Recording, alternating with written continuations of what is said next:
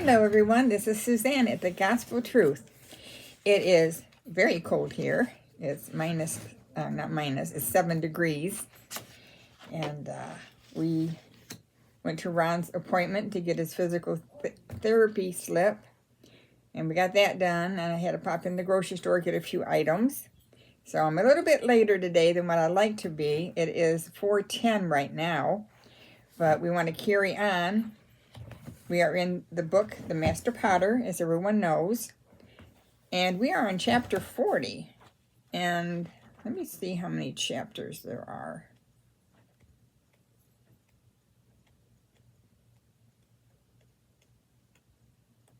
Fifty-five chapters. We're almost done with the first book. Isn't that exciting? I hope you've gotten as much out of this study as I have. I do appreciate if you would press that like button. That helps me know how many are in this study. And if you can, leave a comment. That would be great. If I haven't heard from you for a while, I would love to hear from you. All right, we're going to get started. And yesterday when we left off, the angelic reunion. With an open heaven above the vessels and angels dancing between them, the vessels are oblivious to the supernatural realm as they boast of their spiritual maturity. And we talked about spiritual maturity a little bit yesterday. And that's our number one goal in life, should be to increase our spiritual maturity every single day. All right, a custom designed death. The harsh realities of the wilderness fade away as the years pass. They are replaced with restlessness and boredom. Vessels compete for the best places on the shelves, jostling each other for better positions. It seems that certain vessels only want the space that another vessel has. But when it finally gets the coveted spot, it loses its great longing for it, only to begin pining away for someone else's place. Eventually, a pecking order arises from within the ranks of the group. Cliques form within the different groups as they fight for leadership of the trophy room.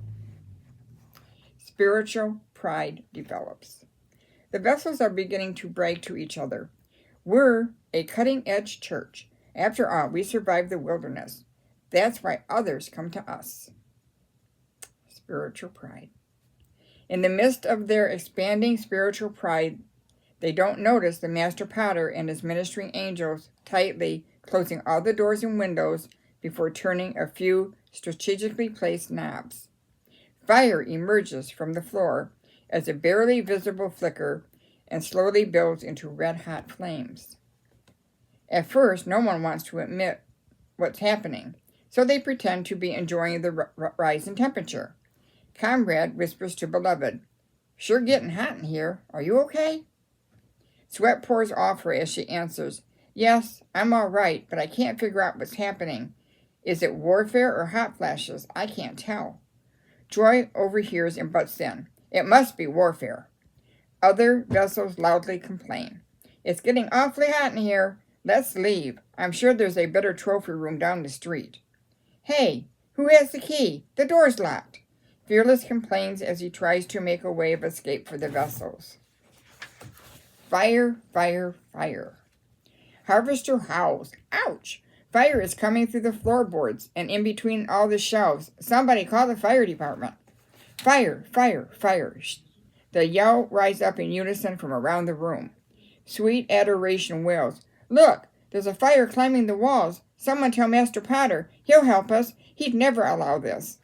A chaotic chorus of shrieks and howls can be heard. This is warfare. "Let's start with the bucket brigade," shouts Comrade. "Everyone line up." The vessels scurry back and forth and finally, under Comrade's leadership, end up single file in a line. "Now what?" Beloved asked. "Now we pass the water down the line in the buckets," shouts Comrade. "But we have no buckets," yells Young Suffering. "And we have no water either. We're all going to die. I just know it." Fearless takes leadership, barking orders over the confusion. "Everyone start praying and binding the enemy. The room is on fire." Shouts arise for Master Potter to rescue them from the clutches of the enemy until long-suffering chastises them. Are you all a bunch of dimwits? Quit over-spiritualizing. It's not a trophy room, it's a kiln. You obviously didn't notice, but Master Potter is the one who turned the fire on. Slowly, truth begins to dawn on them, and panic sweeps through the vessels as they frantically run around shouting out advice and orders and bumping into each other. In the midst of the chaos, a glorious figure appears in the swirling flames. Recognizing their friend Holy Spirit, they cry out, "Help us! Turn off the fire! What are you trying to do, kill us?" In an awesome voice that penetrates their very being, he declares, "That's exactly what we're trying to do. Master Potter has placed you in this blazing kiln to purify your hearts, because you're dry, fragile vessels, and you'll break under the pressures unless you're fired. You'll never be able to contain my glory. This painful firing is for the fulfillment of the incredible callings in your lives. You are all truly vessels of honor. Submit to the intense heat and let it promote you to the next level." He throws his mantle of consuming fire over them before he disappears. In their misery, the vessels all blame each other. Gossip, slander, and division come to the surface in this holy fire. Relationships with family and friends are strained and become increasingly painful as the dross in their clay is burned up. Impurities of jealousy and competition arise to the surface. The flames intensify, and Beloved looks disdainfully at the sweaty people next to her. She begins to complain bitterly about them. Uncomfortable and short-tempered, she suddenly dislikes most of them. Walls of division and separation. Many experience persecution at work and intense difficulties in relationships. The ensuing tensions raise walls of separation and division. Communication is strained in the consuming fire. Out of the smoky flames, ugly demonic voices emerge, accusing Master Potter. "So where's your God now, Forsaken? He could speak a word and deliver you out of this inferno, but he was the one who put you in the fire. Why don't you just go back to your children? I'm sure they miss you." The Holy Spirit whispers, "Remember the lessons of warfare from the desert. Put on your armor and use your authority, Beloved." "I need my helmet of truth to stand against the enemy's lies," thinks Beloved. She wonders, "Where's my armor? I just had it last month. Oh, where is it on the back? Oh, here it is on the back shelf." In the future, keep it on, Beloved. One of the enemy's strength is surprise. The tormenting voices brutally assault her as they hiss through the intensity of her suffering. "Look how he treats you, Forsaken. He really doesn't care what happens to you." The heat advances, causing perspiration to drip from her weakened body. But she grasps her sword and shield and feels renewed strength surge through her. She stands to her feet and is amazed when the fiery arrows of accusation hit her shield and fall harmlessly to the ground. Beloved looks at Comrade and says, "Did you see that?" She begins shouting, "Everyone, listen to me. Put on your armor. It's the only way we can defeat the enemy's attack." "Great balls of fire," booms Harvester. "How could I have forgotten?" There is more commotion as the vessels run to find their long-forgotten armor while trying to dodge the enemy's fiery darts. "I'll never find my armor in all this smoke. I'm doomed," wails Long-Suffering. "I can't even remember the last time I used it." "Oh, I feel better already," says Sweet Adoration as she straps on her breastplate. Harvester bends over to put on his gospel shoes and yells, "Ouch! Comrade, watch where you point your sword." Holy Spirit continues his encouragement. "Great, Beloved. Now command the demonic spirits to leave." Taking deep breaths, she yells, "We belong to Master Potter, and in the authority of his name, I order you to leave now." "That's right, Beloved. Use Master Potter's authority. They'll screech and complain, but they'll have to go." "Yes, you'll have to go," shout some of the other vessels as they finally get their armor on. Unseen swords battle on the behalf of the vessels as Valiant and the other guardians give a war cry and enter the fight. Vengeance is the Lord's. The weapon of worship. Holy Spirit says, "Now, Beloved, don't forget one of the most powerful weapons you have, worship." Beloved's beautiful voice leads the vessels in hymns of battle and triumph as she boldly proclaims the enemy's defeat with music. They sing in the spirit, and faith is restored. Wisps of sulfuric smoke erupt through the chimney of the blazing kiln as the dark spirits flee.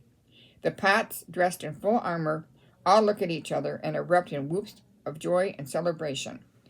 "Let's see him try that again," yells Fearless as he jabs his sword toward the chimney. Watching through the spy hole, Master Potter rejoices to see his children maturing. Tenderly he says, "You're learning my ways. I'm so proud of you. Never go to battle without your armor, or you'll be at the enemy's mercy, fighting in your own strength. Always stand against the enemy with your full armor and in my name." Master Potter checks the fire, reads the temperature, and then turns the knob to release even more heat. "When the temperature is exactly right, I'll turn off the kiln and bring you out. I not only fire one vessel at a time, but I also take families, churches, or groups of friends and set them all on fire until the dross is burned off. Through the fire of your circumstances, I will custom design each one of your deaths until your character becomes more like mine. This temporary fiery affliction will pass, and you will carry my eternal weight of glory, my abiding presence in your vessel." He smiles to himself as the fire goes from a low red heat and shoots into blazing orange flames.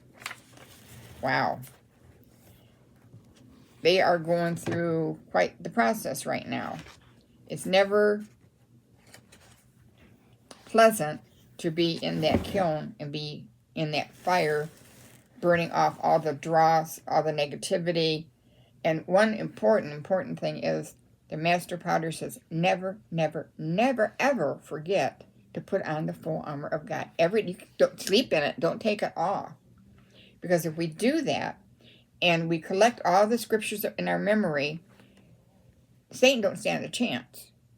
And we will have won the victory. And the Master Potter will be so pleased with us, because we are being shaped more and more into his image of what we need to be. And I know with all the things that Ron and I have going on, and with my daughter and her husband, we just have to pray every day, keep on that full armor of God, stay in the day, don't get ahead of yourself, and keep on doing what you do every day. Set that routine and try not to stray from it. I'm getting back into my routine.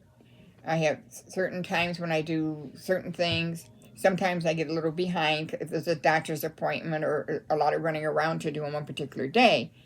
But the thing is, I have structure to my day.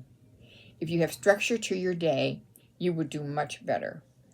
And you will feel the growth and maturity rising up inside you. And that's something that money cannot buy. And it's a wonderful feeling when we mature more and more in the Lord. And the Holy Spirit will come and remind us, where's your armor? Did you put your armor down somewhere? And we have to listen to that. We have to listen to the Holy Spirit's calling, because he will guide us, and he will steer us away from trouble if we are willing to listen. All right, everyone, you have a blessed day in the Lord. Lord willing, I'll be back on tomorrow, and we're moving right along in our book. Tomorrow we will talk about the refiner's fire, a vision of childhood, revisiting the past, and replacing anger with compromise. Replacing anger with compassion. So we're going to do a chapter a day, at least a chapter a day, and keep moving along. And I think it's just been wonderful, and I thank you for all your support. You have a blessed evening, and like I said, Lord willing, I'll be back on tomorrow. Bye-bye.